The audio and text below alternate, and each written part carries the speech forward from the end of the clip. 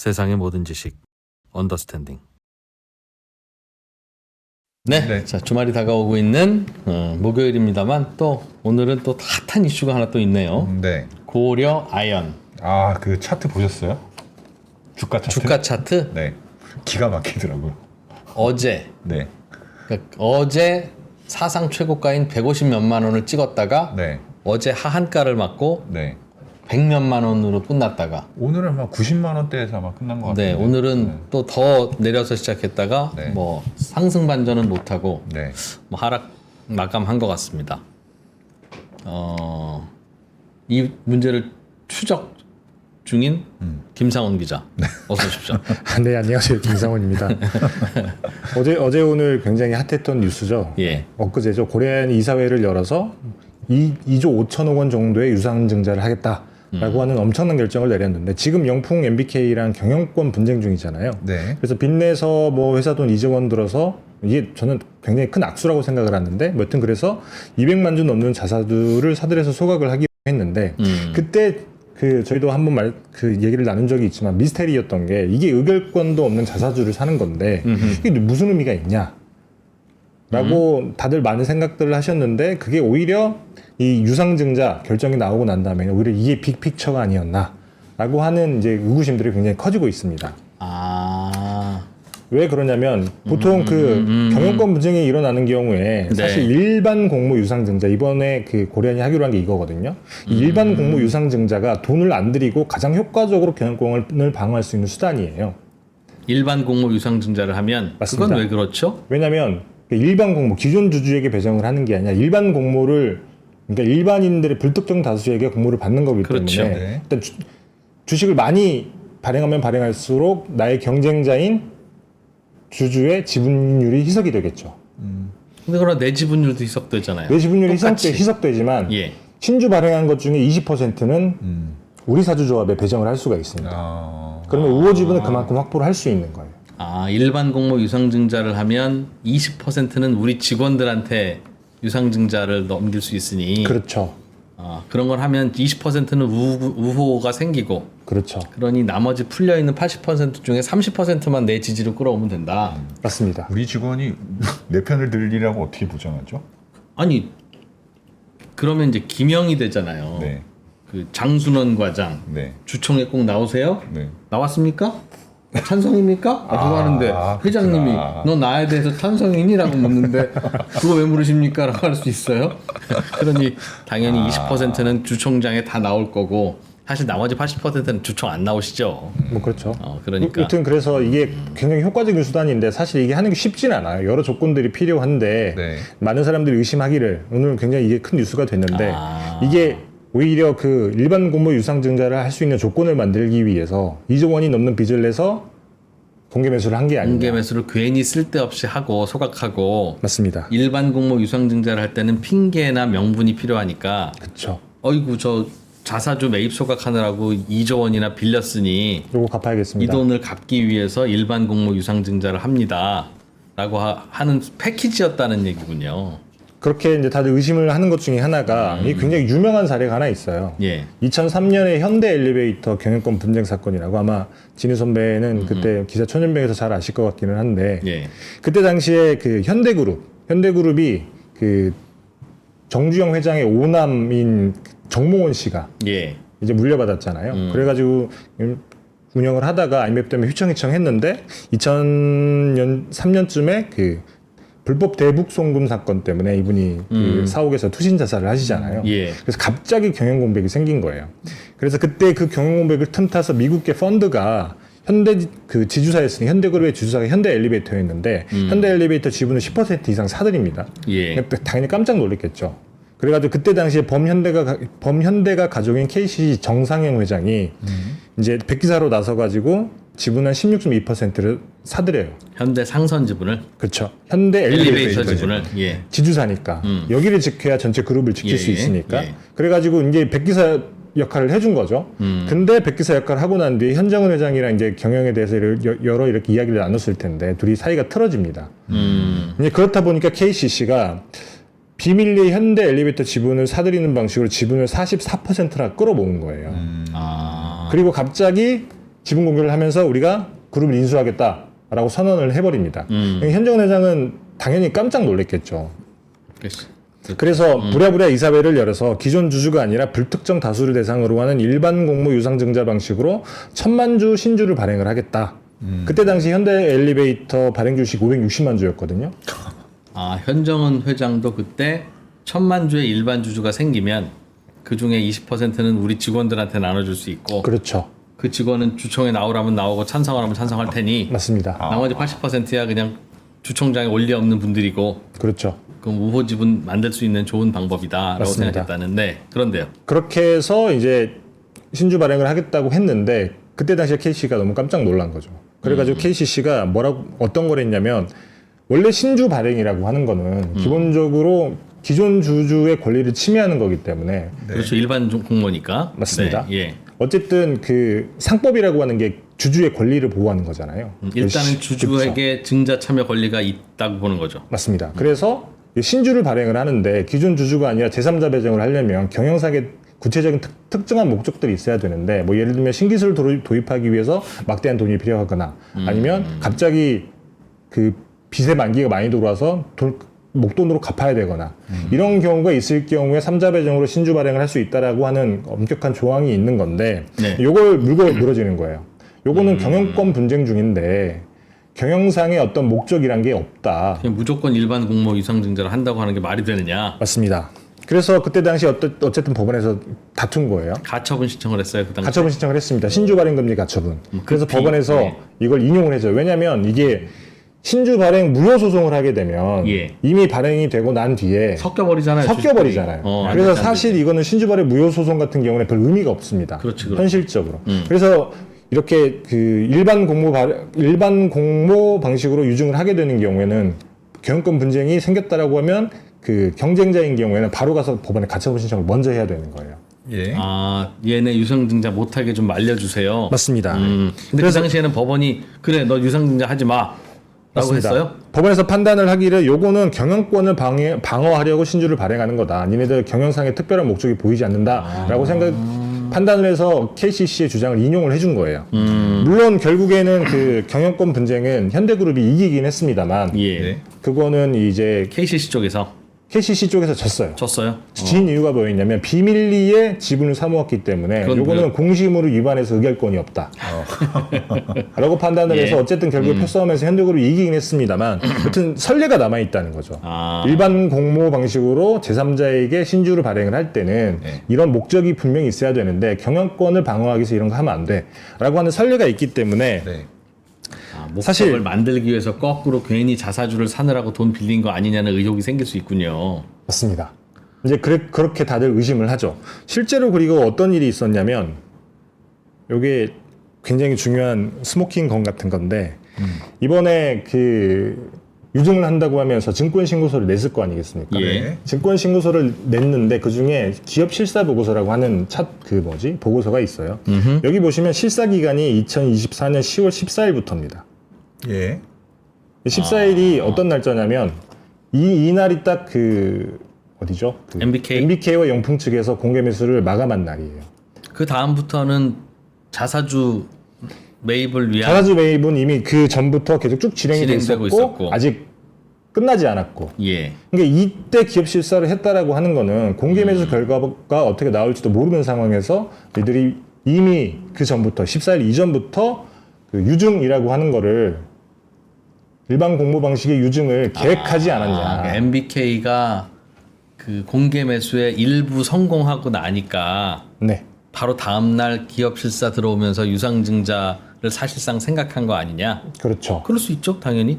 적이 승기를 잡는 것 같으면 나도 반격해야 되니까. 근데 사실 결과가 나오기 전이기 때문에 승기를 잡았는지는 알 수는 없고 아, 그냥 신청만 끝난? 그렇죠. 신청만 끝나. 신청 끝난 날 그날 몰라요? 그날 바로 결과가 나오진 않죠. 어. 근데 어쨌든 어쨌든, 14일날 예, 시작을 했다라고 하면 사실 계약 관계도 있고 뭐 할 테니까 이미 그 전에 시작이 됐다라고 하는 건데 그래서 그런 거 아니냐라고 다들 의심을 하던 와중에 실제로 증권 신고서에 이제 돈을 갚기 위해서 채무 상환을 위해서 우리가 2.5조 원을 유상증자를 한다, 신주 발행을 한다라고 이렇게 공시가 돼 있는데 거기에 보면 내년 1분기에 갚겠다라고는 채무 상환이 다 이번에 공개 매수를 하면서 빌린 빚이에요. 예. 이번에 생긴 부채를 갚기 위해서 맞습니다. 이번에 유상증자합니다. 그래서 아까 말씀드렸다시피 일반 공모 유상증자인 경우에도 제3자에게 발행을 하는 거기 때문에 경영권 분쟁 와중에는 엄격한 조건이 필요한데 예. 그럼 이 조건이라고 하는 사실 그 고려아연이라고 하는 회사가 정지업이 기본적인 회사인 건데 굉장히 어떤 신기술을 위해서 막대한 조 단위의 돈이 필요한 건 아니잖아요. 그렇다고 해서 새로 공장을 지을 만한 수요가 있는 것도 아니고. 예. 그리고 두 번째 그러면 당장에 갚아야 될 빚이 엄청 많이 있느냐. 근데 고려아연은 현금 부자로 되게 유명한 예. 기업이란 말이에요. 빚이 없기 때문에 그러면 이 조건을 맞추려면 갑자기 증자할 이유를 미리 빚을 만들어 놨어야 되는 겁니다. 야, 다들 이렇게 의심을 하고 그런 있다는 거죠. 의심을 하고 있다. 근데 그러면 안 돼요? 미리 이런 알리바이를 만들어 놓고 빚을 해놓은 다음에 그래. 빚 갚으려고 유상증자한다 그러면 안 돼요?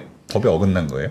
그게 명확히 법에 어긋나는 건 아니에요. 그래서 제가 이제 법원에 계신 분에게 물어본 것 중에 하나가 뭐냐면, 물론 법원 가서 다투긴 해야겠습니다만, 가처분 신청을 하면 신주 발행금지 가처분 신청을 그렇죠. 하면 이제 법원에서 MBK가 판단을 할 텐데, 제가 그 고려한 측에 물어보니 사실 우리는 현대 엘리베이터의 사례랑은 다르다.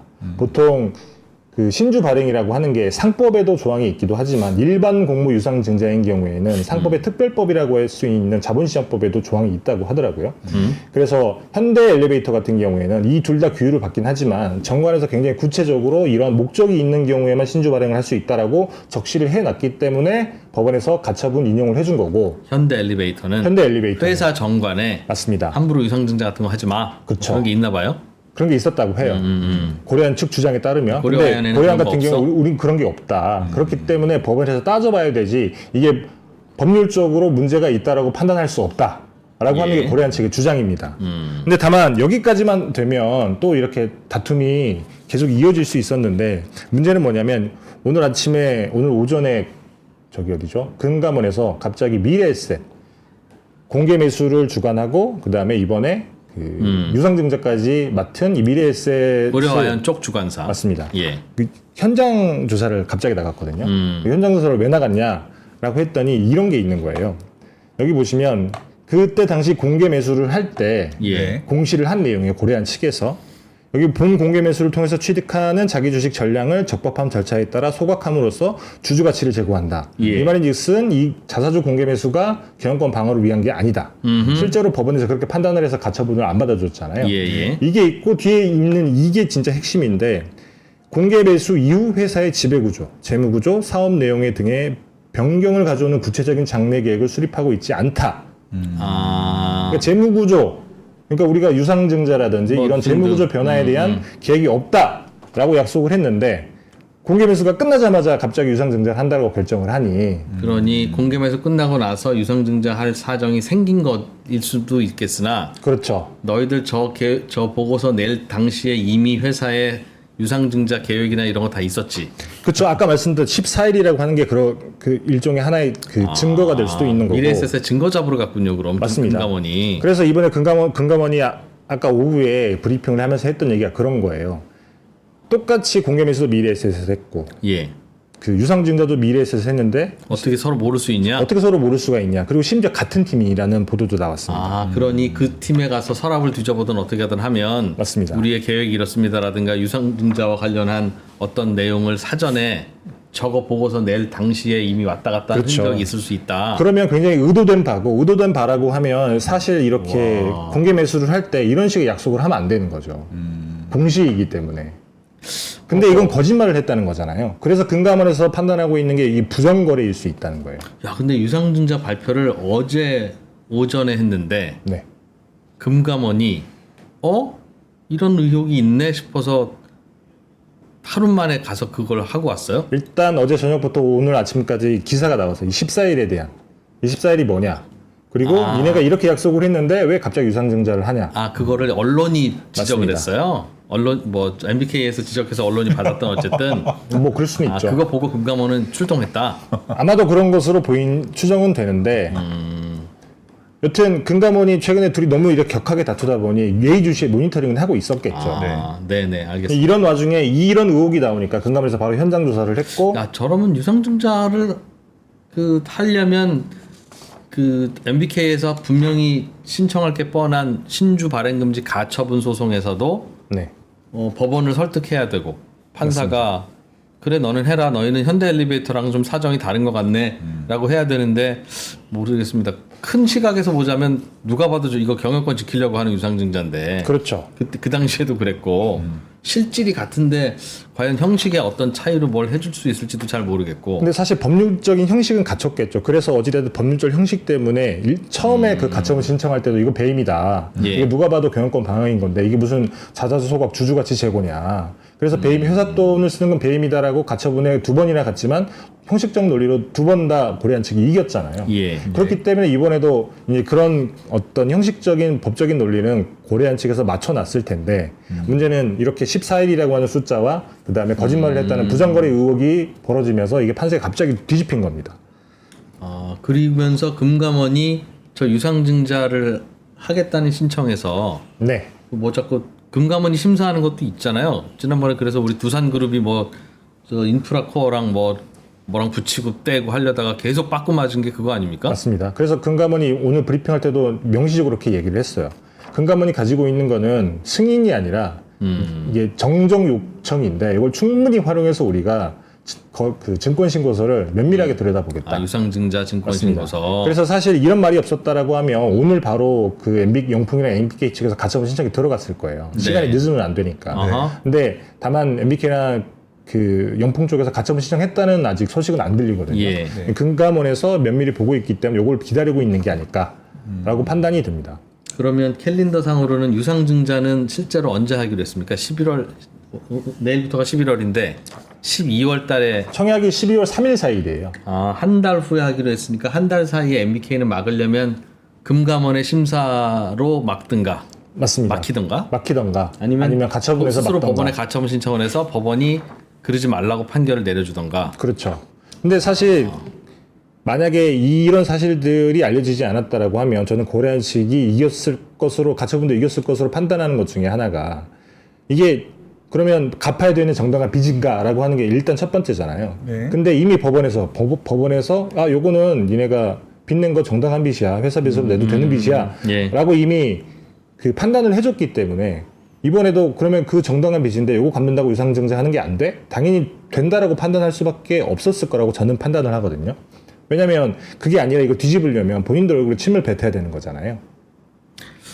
그렇긴 한데요. 맞아요. 형식적으로 보면 충분히 그럴 수 있는데 저는 걱정스러운 건 만약 이번에 이게 형식 요건을 갖췄다는 이유로 고려 아연 쪽에서 시도한 만약 패키지라면 일단 돈 빌려서 자사주 매입 소각한다고 하고 그렇죠. 어이구 이 돈 갚아야 되네. 그러니까 그 명분으로 유상증자하고 유상증자에서 자기 직원 20% 가져가고 이걸로 우호 지분하고 또 돈이 또 지분이 어째 모자라면 또 어디서 돈 빌려서 자사주 매입 소각한다고 자사주 사고 그러고 난 다음에 어이구 또 돈 갚아야 되네. 그럼 또 유상증자하고 직원들은 또 대출 받아서 자기네 주식 사야죠.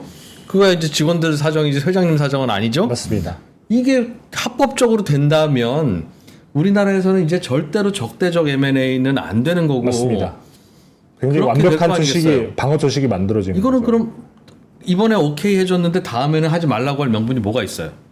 만약에 이번에 이 부분에 대해서 통과가 돼서 그래 그래도 형식 요건은 갖췄으니까 가처분 신청은 이유 없다 해서 유상증자 하세요라고 하면 이제는 뭐 그냥 회장님 그거나 이사회만 장악하고 있으면 지분이 5%든 10%든 아무도 못 건드리는 회사가 된다는 뜻인데 이거는 너무 쉬워서 2%도 할 수 있을 것 같으니까. 그렇죠. 근데 어쨌든 이런 사실들이 밝혀진 상황에서는 법원에서도 그렇게 판단하기 쉽지 않을 테고 그 전에 이미 전에 그 금감원에서 브리핑을 하면서 굉장히 정제된 언어로 말을 하긴 했지만 지금 내부에서 분위기가 굉장히 뭐 격앙돼 있다고 얘기를 하더라고요.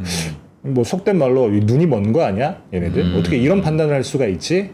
그렇기 때문에 이제 부정거래라고 하는 것도 면밀히 들여다볼 테고 실제로 예. 부정거래가 있다라고 하면 미래에서는 이걸 방조한 혐의가 있기 때문에 뭐 형사처벌을 할 가능성도 있는 거예요. 예. 그래서 일단 금감원에서 아마 맡기지 않을까 개인적으로 판단이 듭니다만 금감원에서 어떤 그 법률적인 조처를 막지 못한다고 하더라도 법원에서 이 가처분을 그 인용 안 해주기가 쉽지 않은 상황이 된 건 사실입니다. 형식 요건으로만 보면 무슨 배경으로 그럼 지난번에 예전에 현대 엘리베이터가 유상증자할 때 안 돼라고 한 건 무슨 근거로 그런 거죠? 요거는 명확하게 돈 쓸 곳이 없는 것 같은데. 명확하게 니들이 돈 쓸 곳이 없는데 경영상의 목적으로 돈 쓸 곳이 없는데 경영권 방어를 위해서 하는 거다.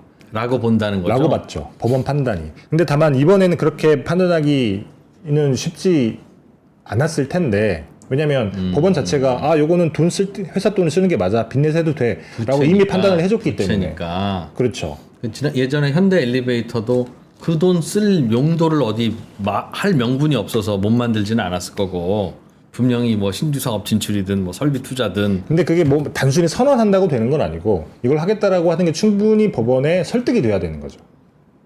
그렇다면 법원은 매우 주관적으로 판단한다는 거네요. 난 설득 안 됐는데. 그래서 내지는 보통 가처분인 경우에는 소명이라고 하는 단어를 많이 쓰는 경우가 그런 것던 건데 왜냐하면 진짜 본안소송처럼 증명을 할 수 있는 게 아니라 빠른 시간 안에 이걸 통과를 시켜야 되기 때문에 결론을 내려야 되기 때문에 소명이 굉장히 중요한 건데 법원 입장에서는 이 유상증자가 안 되면 분명히 그 대출을 받을 때 대출 만기를 매우 짧게 뒀을 거라고요. 1년 뒀습니다. 1년. 1년이면 아직은 몇 달 시간이 더 있으니. 맞습니다. 그래서 1년이나 남았는데 그럼 왜 이렇게 갑자기 했을까라는 의문점이 들기도 해요. 그렇겠네요. 그러니까 그렇죠. 좀 더 유상증자로 아니면 대안이 없다는 다른 대안에 대한 불가피성. 그만큼 핀치에 몰리지 않았을까라는 생각이 저는 기본적으로 드는데 제가 지난 시간에 한번 그 시나리오별로 지분율을 세세하게 보여드린 적이 맞아요. 있는데 이번에 그럼 유상증자를 성공하면 어떻게 되고 실패하면 어떻게 되는 겁니까? 잠깐 지분은? 슬라이드 보여드리면 이게 이렇게 되는 거예요. 일단 첫 번째는 이게 국민연금이 기권하는 게 이게 굉장히 중요한 건데 저는 이게 네. 상수라고 봤고 뭐 국민연금이 뭐 캐스팅 보트 들고 있다는 사람도 있지만 이런 경우에는 영풍이랑 MBK 측이 무조건 유리한 건 아니지만 어쨌든 유의를 점하고 있기는 해요. 나머지 다 긁어 모아도 잘 안 된다. 최윤범 현 회장은 저기 맞습니다. 유상증자가 됐을 때 지분표인가요? 됐을 아니요, 요거는 그냥 현재 안 상황. 됐을 때. 안 됐을 때 현재 상황에서 국민연금이 기권하는 경우. 근데 이 경우에도 사실 영풍이랑 MBK 측이 과반수를 확보하지 못하면 경영권을 뺏어올 수는 없어요. 그러나 주총 참석한 멤버의 맞습니다. 주주의 과반수만 하면 통과되는 거니까. 그래서 이 기타 주주가 뭐 예를 들면 주총에 불참만 해줘도 땡큐네요. 그렇죠. 그런 경우에는 이길 수 있지만 어쨌든 이런 상황이었고 더더군다나 현대차급이 이런 데서 이번에 이사회도 안 나왔는데 만약에 기권을 한다 싶으면 영평이 무조건 이기는 거예요. 48% 들고 가면 맞습니다. 49%가 주총에 참석해야 되는데 맞습니다. 참석할 49가 없다는 거군요. 그렇죠. 네. 근데 이런 상황이었는데 거의 뭐 폐색이 짙었잖아요. 근데 예. 신주 발행에 성공을 하게 되면 이렇게 뒤집어집니다.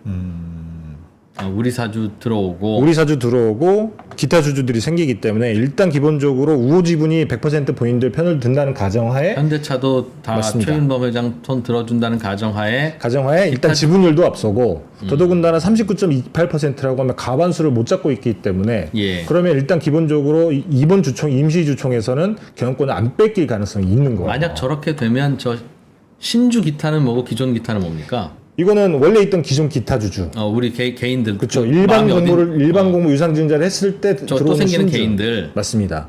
저렇게 되면 그냥 일반 개인 이해관계 없는 일반 개인들이 주총에 얼마나 참석하느냐에 따라서 달라지니까. 맞습니다. 야, 저거 의결권 저거 수거 사업 치열하겠네요. 그러면 어쨌든 가능성이 생기는 거죠. 최인보 회장 입장에서는 여기서 그렇게만 충분히 많이 되면. 끌어모으게 되면 과반수가 안 되기 때문에 어쨌든 표싸움으로 가서 이길 수 있는 방법이 생기는 유상증자가 건데 성공하면 근데 이게 성공이 안 되면 이 상황에서는 기본적으로 임시주총이 열리는 순간 경영권을 뺏길 가능성이 매우 높은 겁니다. 영풍 및 특별 관계자는 48.14는 이건 뭐 그냥 세볼 필요도 없이 단단한 우리 편입니까 저기는? 맞습니다. 영풍, 그다음에 장영진 고문 측 특별관계자, 그다음에 MBK. 이번에 이번에 공개매수 성공한 다음에 저 숫자가 됐다는 거죠? 그렇죠. 여기 정확한 지분율은 이렇게 되긴 하지만 43.85%인데 국민연금이 기권한다고 가정을 했을 때 이 정도의 표를 가질 수 있다는 거죠. 국민연금이 기권 안 하고 최윤범 회장 쪽에 손을 들어주면이라는 시나리오는 무시해도 되나요? 뭐 가능할 수도 있긴 합니다만 예전에 삼성그룹 에버랜드랑 삼성물산 합칠 때는 국민연금이 가서 삼성편 들어줬잖아요. 근데 이번에 어쨌든 김태현 국민연금공단 이사장이 국회에서도 이렇게 국감에서 얘기를 하기를 적대적 M&A 경영권 분쟁이 있는 그런 데서는 국민의 돈을 어떤 식의 편을 드는 방식으로 쓸 수는 없다라고 공식적으로 발언을 하기도 했고요. 어쨌든 이게 그럼 알겠습니다. 사적 이해관계이기 때문에 누구의 편을 들기가 굉장히 쉽지 않은 상황인 그럼 거죠. 국민연금 빠지고 네. 그래서 이런 시나리오 가정하는 건데 이렇게 봤을 경우에는 이쪽이 압도적으로 그렇겠네요. 유리하기 때문에 그렇겠네요. 그러면 이쪽을 압도적으로 유리해서 이사회를 갈아치우면 당장의 경영권을 뺏기는 거예요. 그러니까 최현범 회장 입장에서는 이제 발등에 불 떨어진 거죠. 그렇다 보니까 이런 무리수를 두지 않았을까라고 판단을 하는 겁니다.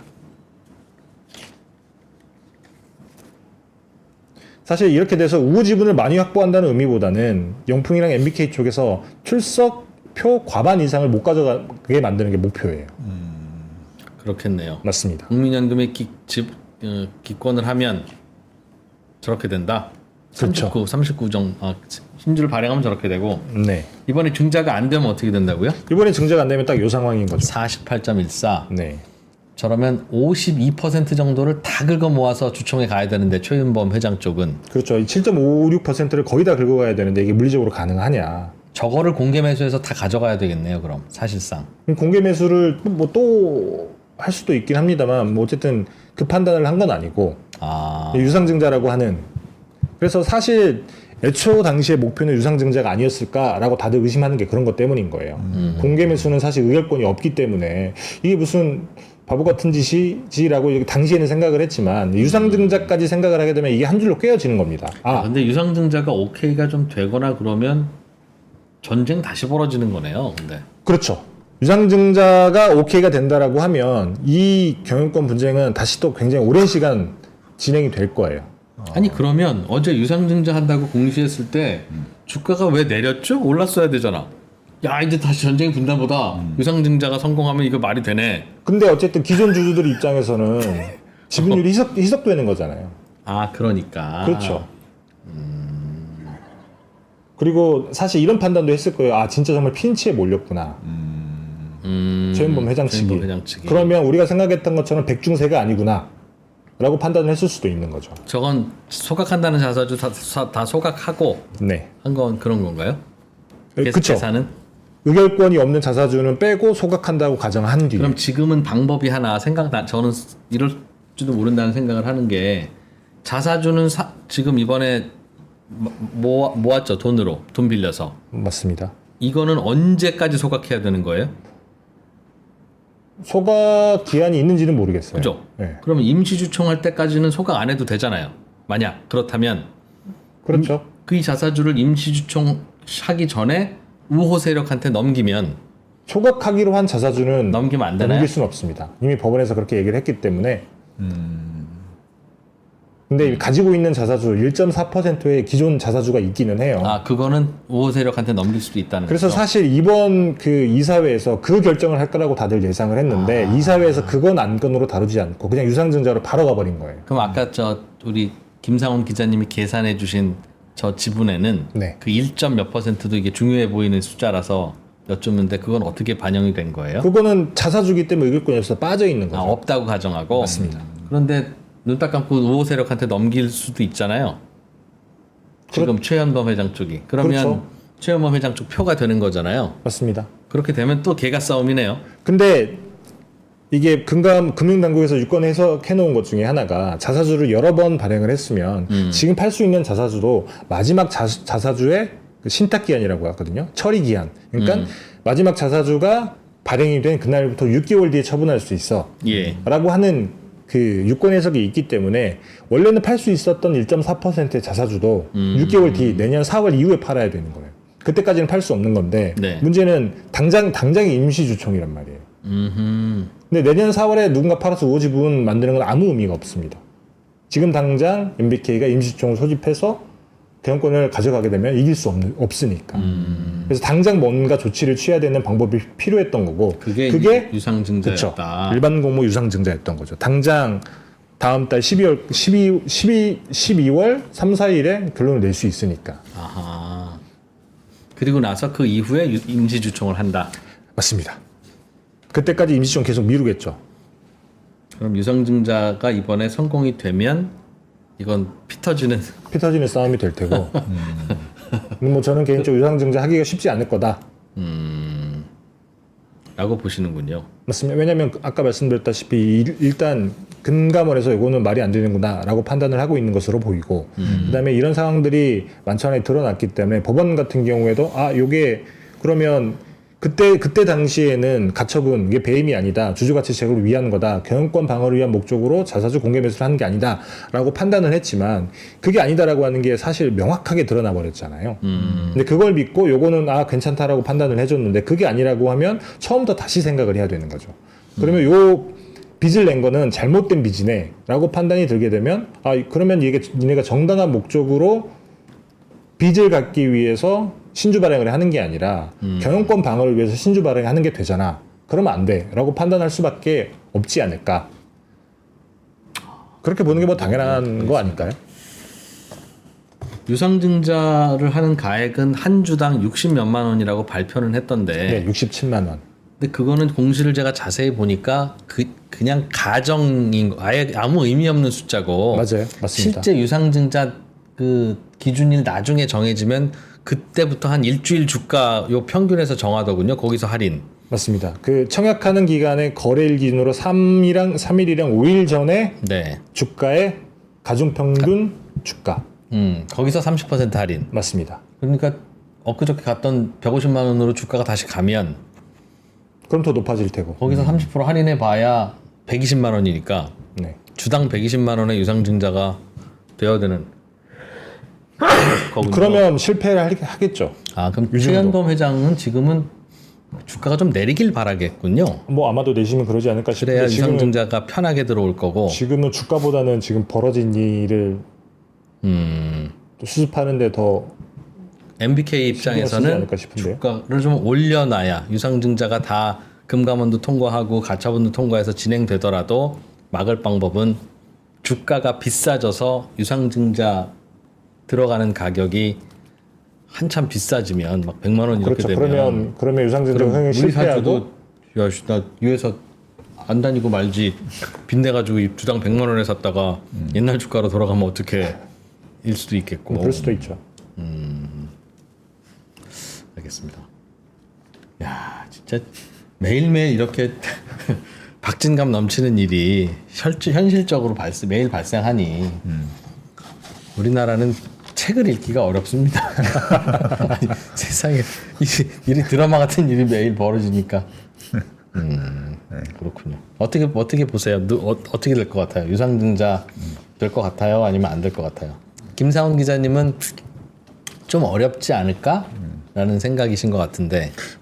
저도 금감원이 이렇게 자기 이 싸움에 끼어드는 것 자체가 되게 부담일 텐데 이렇게 확신을 갖고 들어와서 살펴보겠다고 한 거면 금감원은 선을 넘었다고 판단을 한 것 같습니다. 네. 근데 그럼 얘네가 선을 넘었다고 하지 살펴보겠다고 하면 그게 무슨 의미지? 당연히 살펴보는 건 금감원이 해야 될 일인 건데 그게 뭘까요? 그게 뭐 맥락 뉘앙스 같은 거죠. 알겠습니다. 메롱님은 유증은 합법입니다. 그걸 금감원이 어떻게 막습니까? 유증은 합법은 맞습니다. 그러니까 다른 꼬투리가 있어야 되는 건데. 부정거래라는 거죠 금감원은. 근데 거짓말했다. 거짓말했다. 네. 야 어떻게 될까? 알겠습니다. 그런 데까지가 업데이트 되어 있군요. 네. 그 고려하여는 지금부터 한 달 동안은 금감원발 뉴스, 가처분 뉴스, 뭐 그리고 주가 흐름, 그렇죠. 그런 거 보면 되겠군요. 네. 김상우 기자님 고맙습니다. 여기까지 듣죠? 네. 네 감사합니다.